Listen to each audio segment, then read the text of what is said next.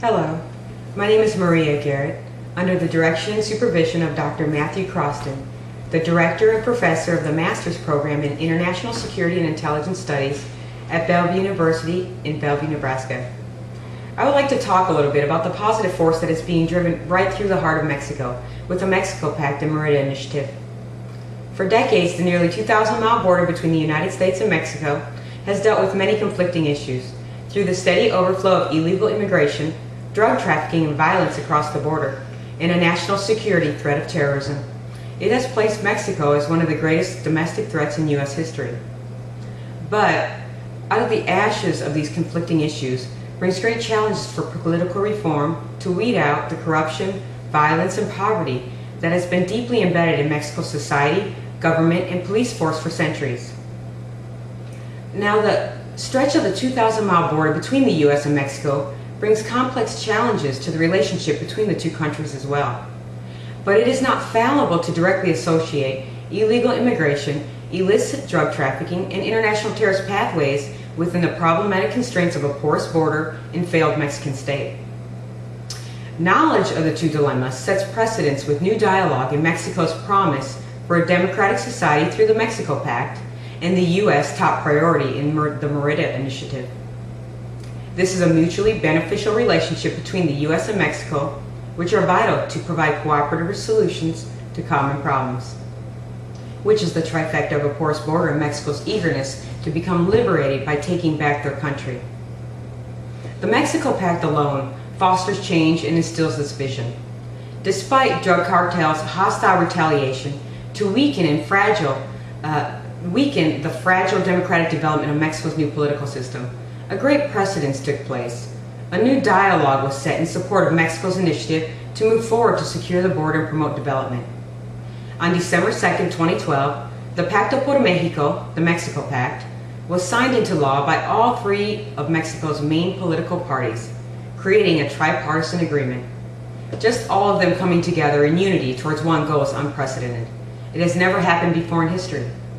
The signatories included Mexico's President, Enrique Peña Nieto, interim President of the Institutional Revolutionary Party, the PRI, Cristina Diaz Salazar, the President of the Party of the Democratic Revolution, the PRD, Jesus Zambrano, the President of the National Action Party, PAN, Gustavo Madero. Now, the Mexico Pact consists of 95 initiatives focusing on 5 core categories, which are democratic governance, transparency and accountability in combating corruption, rights and liberties, security and justice, and economic growth, employment, and competitiveness.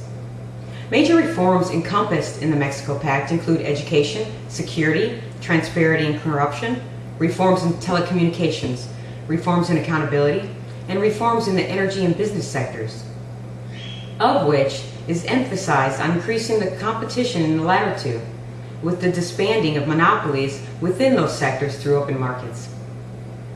According to Mexico's President Enrique Nieto, there are many obstacles ahead to include the creation of comprehensive fiscal reforms and 2 energy reforms by mid-2013. Now, there still lies the possibility of repoliticization through future elections, but nonetheless, progress towards securing the U.S.-Mexico border and increasing development since the 2006 drug war has yielded significant results. There are many highlights that foster this change. According to Pew Research, after the initiation of Mexico's 2006 drug war fevered by Mexico's President Felipe Calderon, and to date, with the new Mexico Pact, illegal immigration to the U.S. dropped from 3 million to 1.4 million. This significantly reduced the number of illegal border crossings. The number of Mexicans who moved back to Mexico from the U.S. during this time doubled to 1.4 million. This maximized the return flow back to Mexico and produced a zero-sum expansion of illegal immigrants into the U.S. This was mainly due to the upward spiral as the push toward reform continued despite Mexico's drug war. Efforts included overhauling state worker pensions, creating over 700,000 new jobs, and growth of the middle class during the economic crisis. Now, along with the Mexico Pact, the U.S. Department of State and Mexico's Foreign Affairs Division also established the Merida Initiative. As the Mexico Pact focuses on citizen safety and internal democracy, The Merida Initiative focuses on security, both of which are vital elements that cannot sustain one without the other. At first, the Merida Initiative was designed to support training and provide Mexico with equipment to counter drug operations. Now, emphasis is placed on addressing the core problems in societal networks and weak institutions that centrally allows the drug trade to flourish. This allowed the U.S. and Mexico to form a partnership that increased their bilateral relationship, trust, and sovereign independence, while fulfilling shared responsibilities.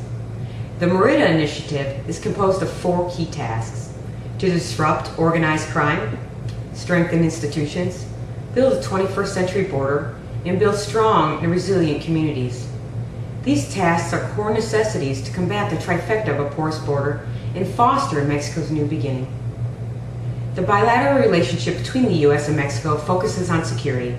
This includes the fight against corruption, drug trafficking, organized crime, money laundering, illicit arms trafficking, and reducing the demand for drugs on both sides of the border.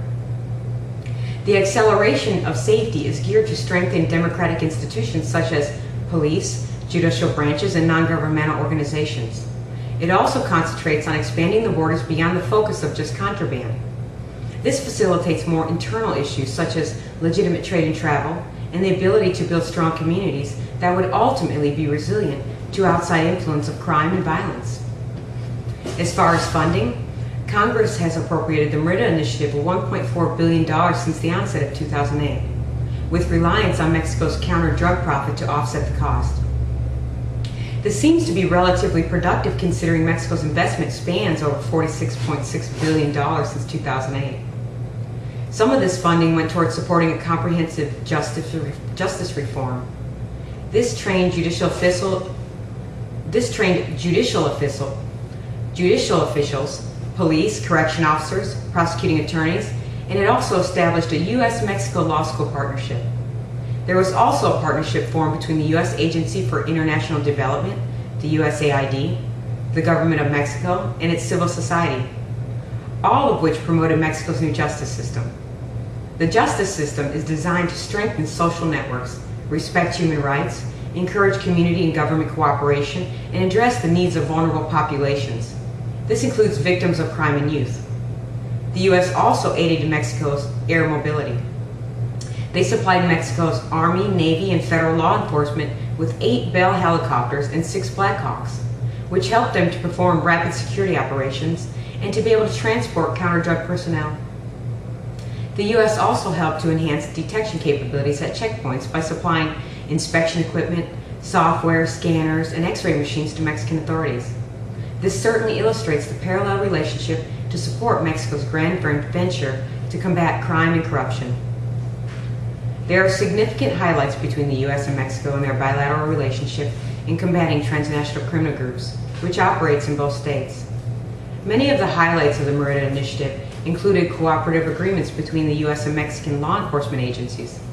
This helped combat organized crime, arms trafficking, and money laundering that was shifting throughout both countries. Together, under the Merida Initiative, the U.S. and Mexico tackled the transnational criminal groups by increasing information sharing, brought high-level targets to justice through an extradition relationship, and spent over $97 million in non-intrusive inspection equipment to improve border security. Together, they produced trusted traveler and shipper programs to expedite flow of legitimate trade and travel, provided training to over 5,000 prison staff, 7,500 federal and 19,000 state justice sector personnel, and trained over 4,000 police investigators. They also expanded prison facilities from 6,400 inmates to 20,000 inmates in order to facilitate the overflow. Today, the U.S.-Mexico, they continue to strategically work together to reduce criminal activity, strengthen crime prevention, and target drug interventions by linking 32 state centers, 334 prevention and primary care centers into a national drug use observatory to monitor trends in real-time drug consumption patterns. There is just so much activity and shared responsibility between the U.S. and Mexico in striving for security and democracy under the Merida Initiative and the Mexico Pact. It is to no question that the 2013 Mexico Pact and the 2008 Merida Initiative are indicative to keeping Mexico on the right track towards liberalization and becoming a democratic free society. In turn, it secures the U.S.-Mexico border from illegal immigration, illicit drug trafficking, and international terrorist pathways. The Madrid Initiative and the Mexico Pact are most certainly justified cornerstones to building a democratic free Mexico that is a positive force being driven right through the heart of Latin America. Just the conception of what awaits this fresh and historical movement through Central America is all within a confined goal to secure the U.S.-Mexico border and birth Mexico's new political dream of a respectable democratic society. I'm just glad to have been given the opportunity to share this fresh and historical time in history with each and every one of you. Again, my name is Maria Garrett, under the direction and supervision of Dr. Matthew Croston, the Director and Professor of the Master's Program in International Security and Intelligence Studies at Bellevue University in Bellevue, Nebraska. Thank you for watching.